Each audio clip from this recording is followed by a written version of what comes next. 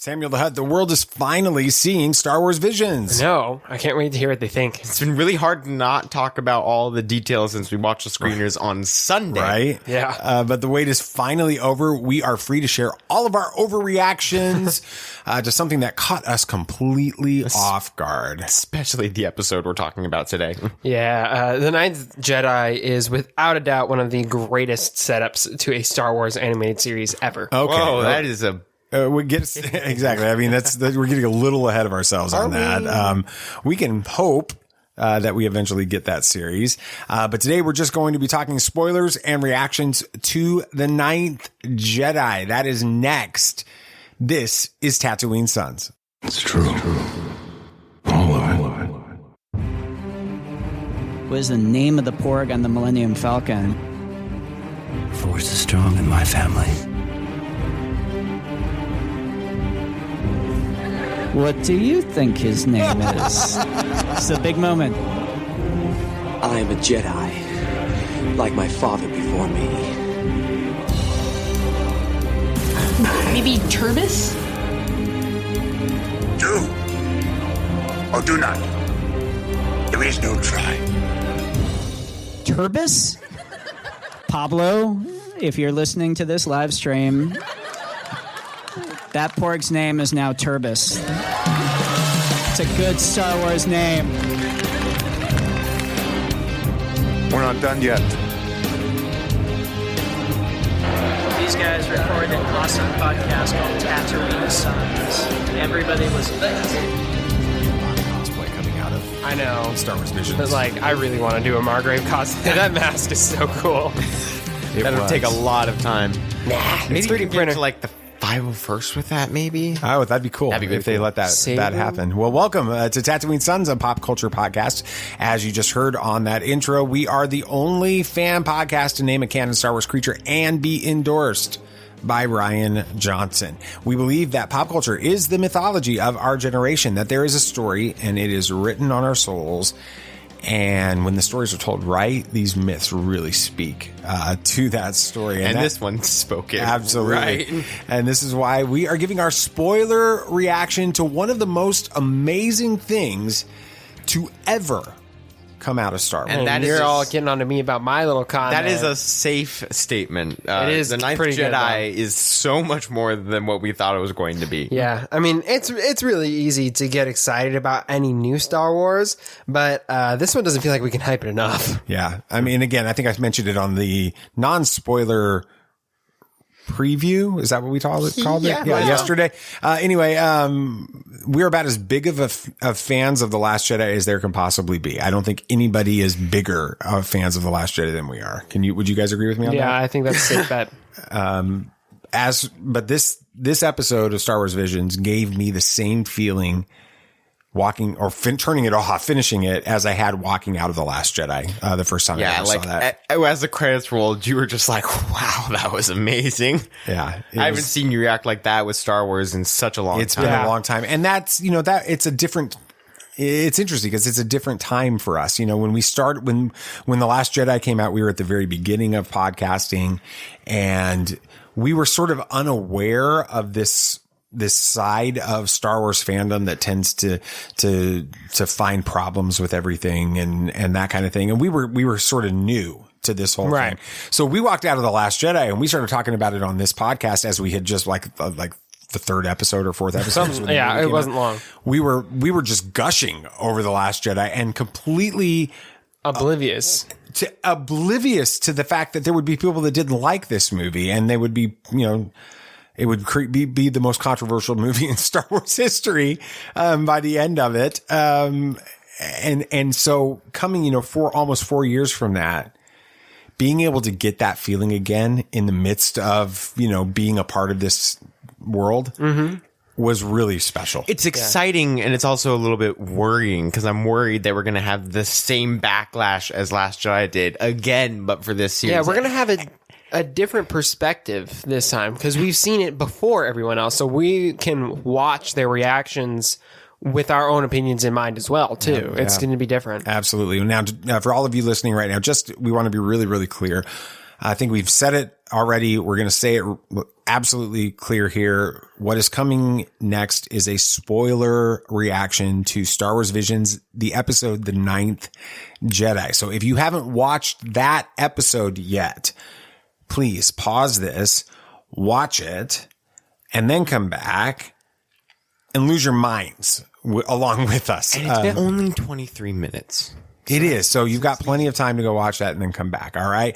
So now let's talk about this. I want to get a rating. I think it's pretty obvious what our rating is going to be, but let's have some fun with it. I'm going to start with you, Sam. Rating on a scale of 1 to 10, color changing lightsabers. Solid 10. All right. Easy. Knew that was coming. 1. No. 10, definitely. Yeah, it's a 10 for me, with it. Let's talk about some of the fun, background, on this. We were a little unclear even yesterday when, we were recording the episode, that came out yesterday.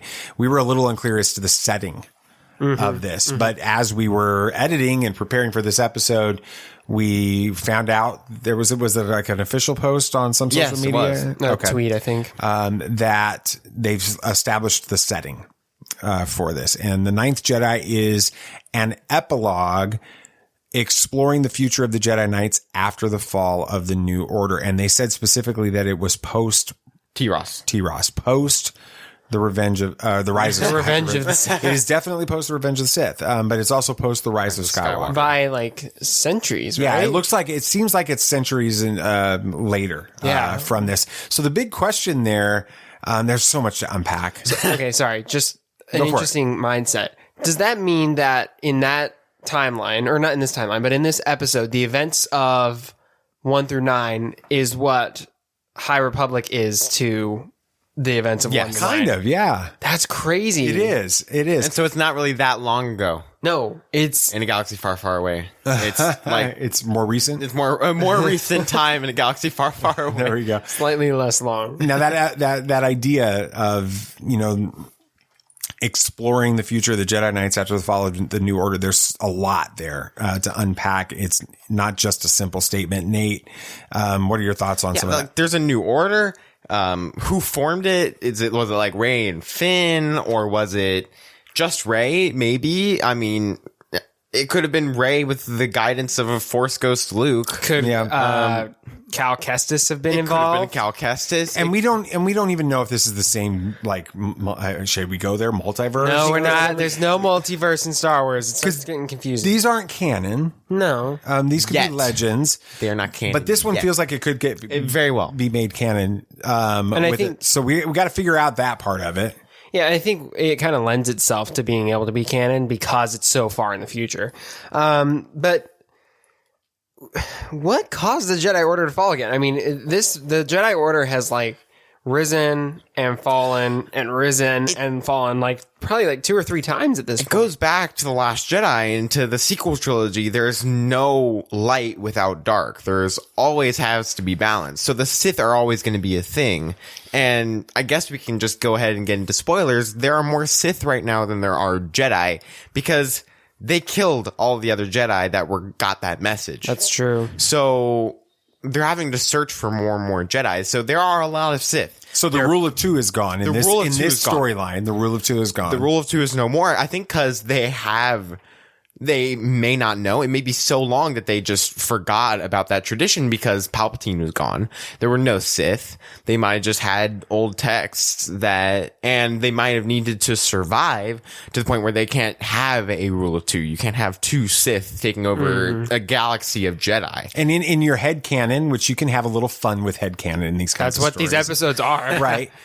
Could it be the situation where something happens with, let's speculate irresponsibly for just a second. Let's say that Rey and Finn do start a Jedi Order and they build this thing up and it falls again, similar to what happens with Luke after Return of the Jedi with Kylo Ren and all of that. Yeah. Maybe Rey comes to the realization that Luke's strategy or Luke's thought process in The Last Jedi is actually accurate, that this time for the Jedi to end. And so she ends the Jedi Order. She's heard that from Master Luke. So she sees it falling apart. She ends the Jedi Order? I mean, these are the types of questions that this show or this episode brings up. If you really want to, you can connect this episode with another episode that we saw in Visions. You can connect it with the duel, the multiple Sith. He is hunting the Sith. He himself is a Sith. Just in case people watched this episode and hadn't watched that one yet, let's avoid spoilers for other episodes at this point. But all of what we've just talked about for the last, 5, 6, 7 minutes? Something like that. Was just the setup. Yeah, we haven't even gotten into the episode. For this episode. So, again, let's have some Last Jedi fun here. In the immortal words of Master Luke Skywalker, this is not going to go the way that you think. This episode twists and turns all over the place. First thing that we learn about these potential Jedi, they're trying to restore the Jedi Order again, is that they have lost the ability to craft their own lightsabers. They have no lightsabers at this point. Yeah, and what's funny is throughout all the episodes, well, okay, I don't want to spoil it too much, but this is more of just a general theme that runs through each episode. Lightsabers are very important throughout every episode, much like samurai and how their swords the are weapons are important in that So, culture. but that's like the main focal point of this episode is the fact that the Jedi do not have these lightsabers, and so it's such it's as much a weapon as it is a like ceremonial piece or a badge in a way. But there's this like group of 7 Jedi, right? Who have been called to the temple with the promise of receiving these sabers after this has been lost to time. So this is like an ancient idea, because Rey didn't. Well, no, she did construct her own lightsaber, but again, that could have been centuries and centuries ago. So, but they're all Force sensitives, right? Right. So they're Force sensitive. So they're not Jedi without the lightsabers. Their mindset. They haven't gone through any training but they're familiar. They understand the legends of the Jedi. They understand. There's a clear understanding of light versus dark, Jedi versus Sith. So they haven't lost that idea, but they've lost this skill of the lightsaber. They don't have the master and apprentice thing happening in here, just like we don't have the rule of 2. There's a lot of open threads that can go from that, and then you have this sabersmith, the sabersmith, who was a really cool character, by the way. I loved, like, he had a forge of kyber making sabers. It was so cool, but it wasn't being made by a Jedi, at least not that we can assume. I mean, the individual Jedi aren't forming their own. It's just a specific job for a sabersmith. We don't really know who he is. We know he's a father of a kid on a planet, which those rocket slingshots to like grab kyber from the system was cool. above, that was the trebuchets. I mean, really again, cool. That goes to world building. That's such an interesting world building. It is, and it's a concept that probably wasn't a thing back at the end of the sequel trilogy that was recently made.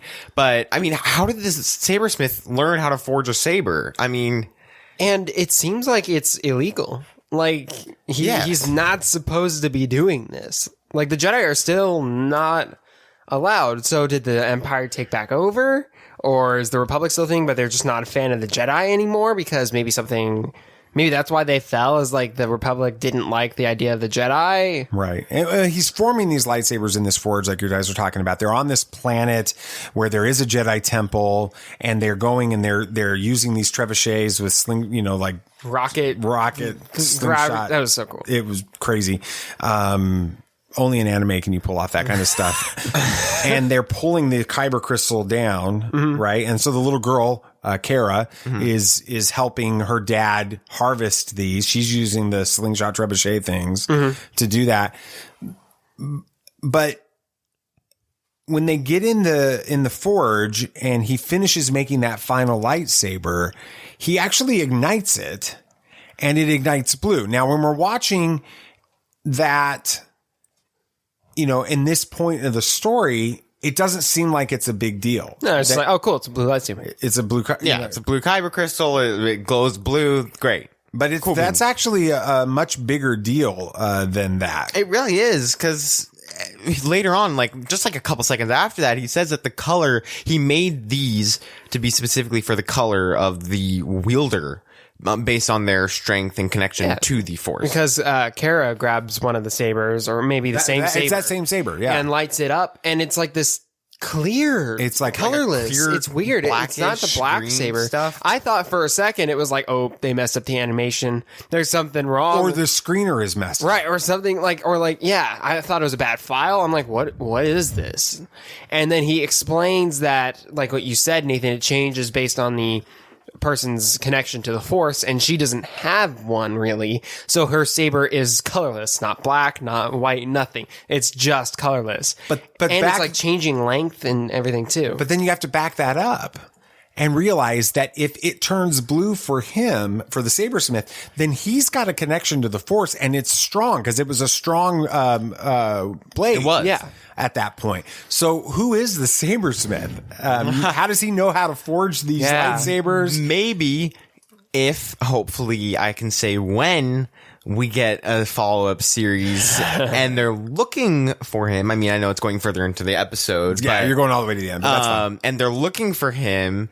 Maybe we'll see his backstory, or maybe we'll get that as we go through. Yeah. Yeah. That's a good point. Now there's this individual that is the one that's supposedly calling all of these Jedi through these holocrons or holomessages, right? Holograms. Holomessages. They're calling the Jedi to gather there on this planet at this Jedi temple. He's called the Margrave. What were your first reactions when the first time you see the Margrave? What do you think? I mean, I thought probably like Sammy. We see him. I'm like, oh, it's a trap. This is a trap. And I was like, he looks like Darth Vader. He looked a lot like Darth Vader. Yeah, he's got the mask and the breathing apparatus looking type that was thing. Probably an homage to the original Star Wars. Well, almost certainly. I mean, the word Margrave is actually a German word for military governor, which then brings back all of the ideas from, I mean, primarily the original trilogy, when you have the empires kind of patterned after the Nazis, and even the phrase Darth Vader has been, it's a lot of people have a hard time with figuring out if this is actually legitimate or not, but it could mean Dark Father, and there's like German overtones in the language to it and all this other stuff. So he looks like, like you were saying, Sam, it doesn't look like a good guy at this point. No, he's got the red eyes and the black outfit and a mask, and you don't see good guys wear masks very much. And we had learned earlier in this process that the Sith had exterminated all the Jedi, right? So you kind of think at this point, this is a trap. It's in the immortal words of Akbar. Now you have the little girl in the immortal girl, who's been dead now for centuries. Yeah. Ugh. Too soon. Okay. Not for them. The little girl, her name's Kara. I think we mentioned her name earlier. She's really very simple. And it looks like she's just there to be along with her dad, in this story. But as the story progresses, she becomes so much more. How do we Sam, explain how we kind of are able to pick up on that? Yeah. I mean, it's really cleverly done. I know you're going to mention this later on in the episode or in our discussion, but the lightsabers, them changing color is not only an interesting idea, but it's a great plot device too. And as she's going through the episode, we see her not only increase in skill, she's like driving backwards on speeder bikes, deflecting bolts like it's no big deal. And I'm thinking, okay, how do you do that right, if you don't have you're some not force? A Jedi? Right. And even the bad guy's like, this girl's strong with the force, right? And then she hops off the speeder and like cuts the bike down and stuff. It's great. And then, but if you notice slowly throughout the episode, the saber's color changes throughout to show that she's gaining more of this connection to the force. Yeah. We're skipping around a little bit here, but to get kind of like fast forward towards the end, we get into the temple again, and her dad, the reason she's on the run in that scene that you were just talking about is because her dad's been captured by the spider. No, they're like spider thug people. I don't know. Yeah, and can we just mention Kara's transportation up to the temple? Yeah, go for it. That droid was awesome. He's like, I'm on my break. He's like, get one of the other ones, and all of them are deactivated. She pays him. He's like, fine. He's drinking the coffee, basically. It's so cool. That was awesome. And that felt very Star Wars. It did. Like I could see that happening. It did. It had some K2SO type vibes to it. Yeah. In the way that like an L3-esque as well. Yeah. Yeah, both. Exactly. And then just can kind of piggyback on what you were talking about, that she's on that classic speeder bike like moment is what it looks like. Going through the forests. And they, on the featurette, they talk about how that was patterned after, that, but she's going there. She gets to the temple and she's looking for the Margrave, and we find out she knows the Margrave. She's like, oh yeah, I've known him since like I was a baby. He was there when I was born. He's like a good friend, all that stuff. So that ties again to the dad. Yes. Right. They're like probably family friends. Or maybe that's his master. And the Margrave reveals that Kara has always been highly strong in the Force. Right. Yeah, and we learned that the Margrave had been in the droid the entire time. Like, which is a cool droid. And then the moment happens. I mean, we have one of the most classic Star Wars things. The big reveal, the big twist is classic Star Wars. Absolutely. Going all the way back to obviously I Am Your Father and all of that. It's the moment when they're all handed their lightsabers, all 7 of these Jedi that are there. And so let's think about the people that are there. You have Margrave, who wasn't one of the 7 because he was a droid. You have Kara, and then you have the 7 Jedi that were there. I'm trying to remember. Okay. So that brings us to our 9. Right. Yes. Okay. Which one's the 9th Jedi, by the way? It's Kara. It's Kara. You think so? Yeah. Kara? He even said, okay. So, okay. They're all handed their lightsabers by Kara. She's brought them to this temple. And they all ignite the lightsabers. What was your reaction when? How many of them originally turned red? 6 of the 7, because there was that Ethan guy who was actually a Jedi. Yeah. Wow. Yeah. Okay. That was like, so they turned red. So they revealed that they're Sith. And I'm sitting there, I'm like, wow. It took me a second to process it. I was like, what's going on? Yeah, I did not see that coming. Like, at all. And what they did is they played with you. They all seemed so friendly. That's what made it. They all looked like Jedi. They looked like they could have been on the council. And that is what makes a Sith so dangerous. They are manipulative to no end. They don't always look like some disfigured old guy. Yeah. You know? With deteriorating fingers and stuff. Yeah. So, of course, one of an awesome anime, I'm trying to say it right, anime Star Wars lightsaber battle with... Okay, the Margrave, his saber was so cool. Like, it had the ring on it, like how katanas have cool. that, but it was made of a lightsaber, just, because. Yeah, why not? Because you can do it, right? But we all expected him to be a Sith because he looked like it, but it turns out he's, green, which is one of the most noble colors. Exactly. So everything has been turned upside down at this point. Big lightsaber battle takes place, which is some really cool, it's just awesome. It's just cool. Yeah, it's a cool duel and all of that. And then there's this moment where, Sith, who we thought were Jedi, now we know are Sith, are being destroyed. And there's this one, I don't know what his species is. He's super tall. He's big. He's tall. He's not a human, in this. He's some type of an alien creature, with that. His lightsaber starts changing from red and it turns purple. And I thought at first, it was like just an optical illusion my eyes were playing on me. Yeah, same here. I'm colorblind, and it was mixed with like the green one. So I thought maybe that was making it look purple. I didn't realize that was actually purple. So cool. And I love that. Refresh my memory, because at this point I'm just sort of just jaw dropped and just in awe at this point watching it. Did the Margrave explain what was going on with that Jedi or that guy? I think the Margrave knew him. The Margrave actually knew him. I think he sent him as like a spy. Okay. He was like undercover with the Sith, and he was so surrounded by the dark side. It took him over for a minute, and he had to come back to the light. Which is a great story to hear more of too. Right. With that, they all finish. They defeat the bad guys. Margrave got his mask blown off. He has this cool scar, so it's fine.